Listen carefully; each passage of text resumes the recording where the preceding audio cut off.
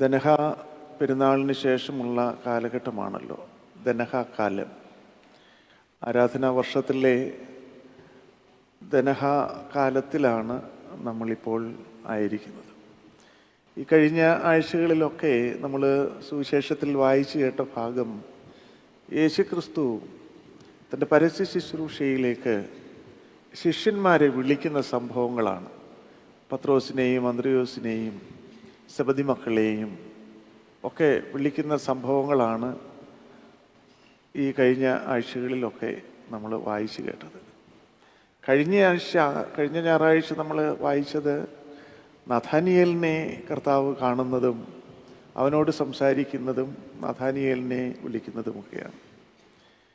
കർത്താവ് ഈ ശിഷ്യന്മാർ എത്രയോ വലിയ മിടുക്കരായിട്ടുള്ള, കഴിവും പ്രാപ്തിയുമുള്ള, വിദ്യാസമ്പന്നരായിട്ടുള്ള ഒക്കെ മനുഷ്യരുണ്ടായിരുന്നിട്ടും യേശുക്രിസ്തു തൻ്റെ ശിഷ്യ സമൂഹത്തിലേക്ക് 12 പേരെ തിരഞ്ഞെടുത്തത് ഒരു ടെസ്റ്റും ഇൻ്റർവ്യൂവും കാര്യങ്ങളും ഒന്നും പ്രത്യേകിച്ച് നടന്നില്ല. ഇന്ന് നമ്മുടെ രണ്ട് സെമിനാരികളിലേക്കുമുള്ള വിദ്യാർത്ഥികളെ തിരഞ്ഞെടുക്കുന്ന ഇൻ്റർവ്യൂ പഴയ സെമിനാരിയിൽ നടക്കുകയാണ്. വിശുദ്ധ കുർബാന കഴിഞ്ഞ ഉടനെ സെമിനാരിയിലേക്ക് ഞാൻ പോവുകയാണ്. നാഗ്പൂർ സെമിനാരിയുടെ ചുമതല എനിക്ക് ഉണ്ടായതുകൊണ്ട് അതിൽ സംബന്ധിക്കേണ്ടതുകൊണ്ട് ഞാൻ പെട്ടെന്ന് അവിടേക്ക് പോവുകയാണ്. ക്രിസ്തു തൻ്റെ ശിഷ്യന്മാരെ തിരഞ്ഞെടുക്കുമ്പോൾ അങ്ങനെയുള്ള തിരഞ്ഞെടുപ്പുകളൊന്നും ടെസ്റ്റും ഇൻ്റർവ്യൂ ഒന്നും ചെയ്തില്ല. എത്രയോ മിടുക്കന്മാരായിട്ടുള്ള മനുഷ്യരൊക്കെ അവിടെയൊക്കെ ഉണ്ടായിരുന്നു, അങ്ങനെയൊന്നും ചെയ്തില്ല.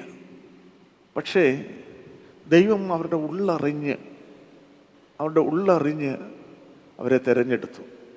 ഈ പുണ്യവാൻ്റെ ഖബറിങ്കൽ നിങ്ങളായിരിക്കുമ്പോൾ മലങ്കര സഭയുടെ ഭാവിക്ക് വേണ്ടി പുതിയ വൈദിക വിദ്യാർത്ഥികളെ ഇന്ന് അടുത്ത ബാച്ചിലേക്ക് തിരഞ്ഞെടുക്കാനായിട്ട് പോകുമ്പോൾ ഞങ്ങൾക്ക് ക്രിസ്തുവിനെ പോലെ ഉള്ളറിയാൻ സാധ്യമാകാത്തത് കൊണ്ട് നിങ്ങളെല്ലാവരും പ്രാർത്ഥിക്കണം.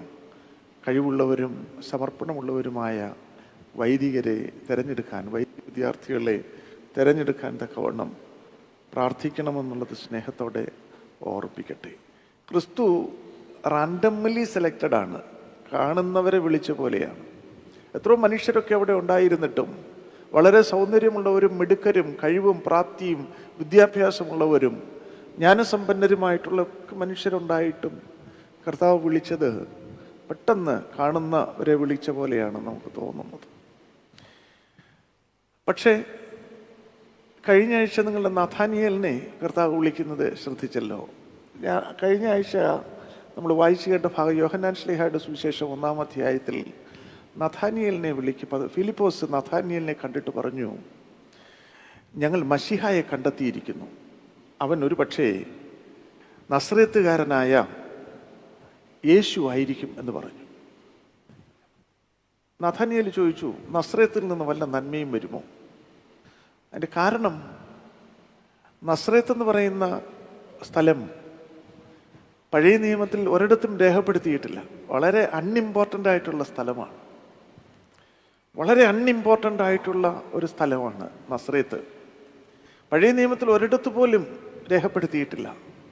വരാനിരിക്കുന്ന മശിഹായെ പറ്റിയുള്ള പ്രവചനങ്ങളിൽ ഒരിടത്തും നസ്രേത്ത് പരാമർശിക്കപ്പെട്ടിട്ടേയില്ല. അങ്ങനെ ഒരിക്കലും പരാമർശിക്കപ്പെട്ടിട്ടില്ലാത്ത വളരെ അൺഇമ്പോർട്ടൻ്റ് ആയിട്ടുള്ള ഒരു സ്ഥലത്ത് നിന്ന് മശിഹ എങ്ങനെ വരും എന്നുള്ള ആശങ്കയാണ് നഥാനിയേൽ പ്രകടിപ്പിച്ചത്.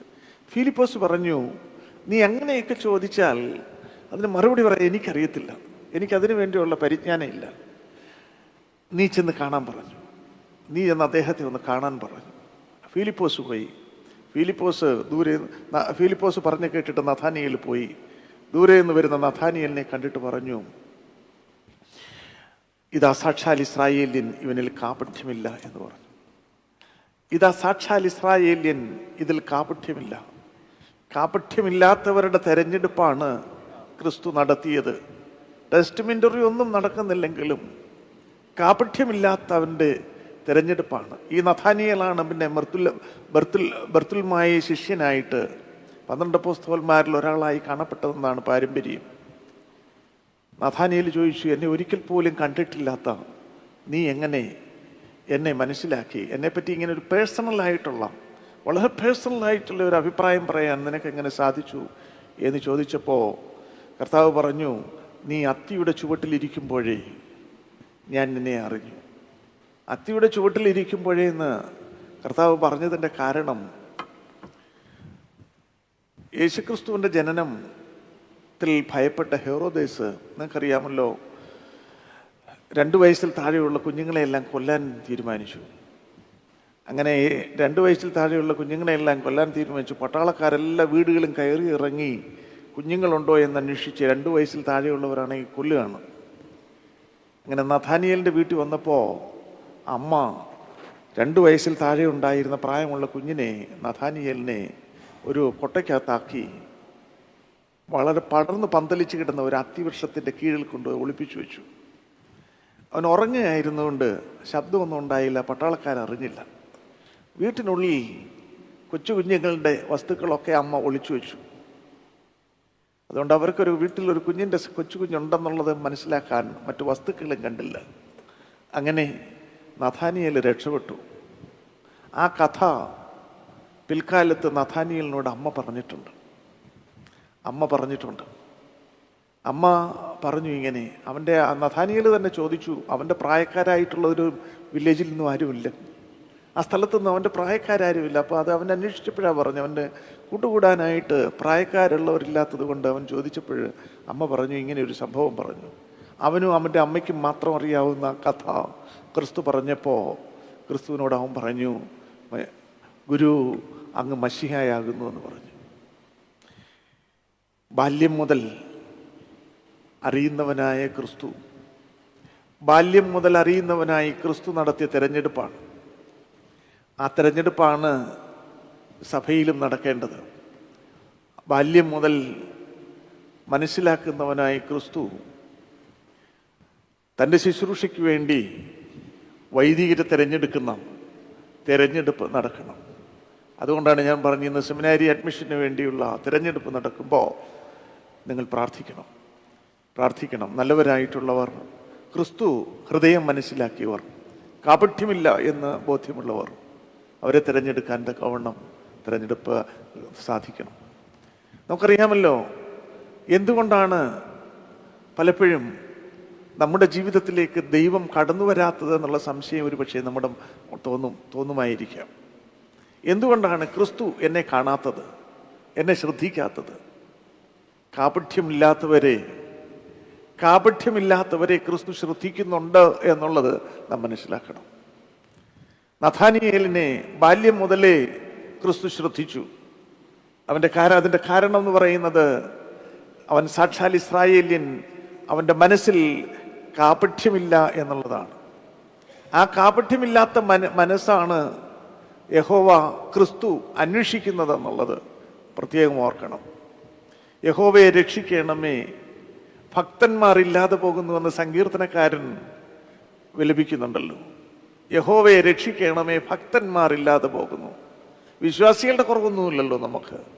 സഭയിൽ ഇഷ്ടം പോലെ വിശ്വാസികളുണ്ട്, പക്ഷേ ഭക്തന്മാർ ഇല്ലാതെ പോകുന്നു. കാപഠ്യമില്ലാത്ത ഭക്തന്മാർ സഭയിൽ ഇല്ലാതെ പോകുന്നു. അവരെയാണ് ക്രിസ്തു സൂക്ഷിക്കുന്നത്, ശ്രദ്ധിക്കുന്നത് എന്നുള്ളത് നാം മനസ്സിലാക്കേണ്ട കാര്യമാണ്. ക്രിസ്തു കാണാൻ ആഗ്രഹിക്കുന്നത് അങ്ങനെയുള്ളവരെയാണ്. കാപഠ്യമില്ലാത്ത ഭക്തന്മാരായിട്ടുള്ള മനുഷ്യരെ, കപടതയില്ലാത്ത മനുഷ്യരെ കാണുവാൻ ക്രിസ്തു ആഗ്രഹിക്കുന്നു. അവരെ ഓർത്ത് വളരെ എക്സൈറ്റഡ് ആയിട്ടാണ് ക്രിസ്തു പറയുന്നത്. ദൂരേന്ന് വരുന്ന കാണുമ്പോഴേ, നഥാനിയേൽ ദൂരേന്ന് വരുന്ന കാണുമ്പോഴേ അവനെ കണ്ടുകൊണ്ട് വളരെ എക്സൈറ്റഡ് ആയിട്ടാണ് പറയുന്നത്, നോക്കൂ കാപഠ്യമില്ലാത്ത ഇസ്രായേല്യൻ എന്ന് പറയുന്നത്. ആ ഒരു ശബ്ദം കേൾക്കാൻ തക്കവണ്ണം നമുക്കും സാധിക്കുന്ന അനുഭവമാണ് ക്രിസ്തീയ ജീവിതം എന്ന് പറയുന്നത്. നാം വിസ്മരിച്ചു പോകരുത്. പരിശുദ്ധനായ പുണ്യവാനായ പരിമല തിരുമേനിയുടെ കബറിങ്കൽ നാം ആയിരിക്കുമ്പോൾ ആ വിശുദ്ധനെ പോലെ കാപഠ്യമില്ലാത്ത ഹൃദയത്തോടെ ക്രിസ്തു നമ്മെ കണ്ട് ഈ രീതിയിൽ കാപഠ്യമില്ലാത്തവൻ എന്ന് പറയാൻ തക്കവണ്ണമുള്ള ഒരു ജീവിതം കാഴ്ചവെക്കാൻ നമുക്ക് സാധിക്കുന്നുണ്ടെങ്കിൽ, കർത്താവിൽ വാത്സല്യമുള്ളവരെ, അതാണ് ക്രിസ്തീയ ജീവിതം എന്ന് പറയുന്നത്. അതിന് അനുയോജ്യമായ രീതിയിൽ നമ്മുടെ ജീവിതത്തെ ക്രമീകരിക്കുക എന്നുള്ളതാണ് ഏറ്റവും അനുഭവവേദ്യമായ ജീവിതം എന്ന് പറയുന്നത്. അതിന് പരിശുദ്ധാത്മാവ് നമ്മെ നയിക്കട്ടെ എന്ന് പ്രാർത്ഥിച്ചുകൊണ്ടും ആശംസിച്ചുകൊണ്ടും ഞാൻ എൻ്റെ വാക്കുകൾ ചുരുക്കുന്നു. ദൈവം നമ്മെ എല്ലാവരെയും വാഴ്ത്തി അനുഗ്രഹിക്കുമാറാകട്ടെ.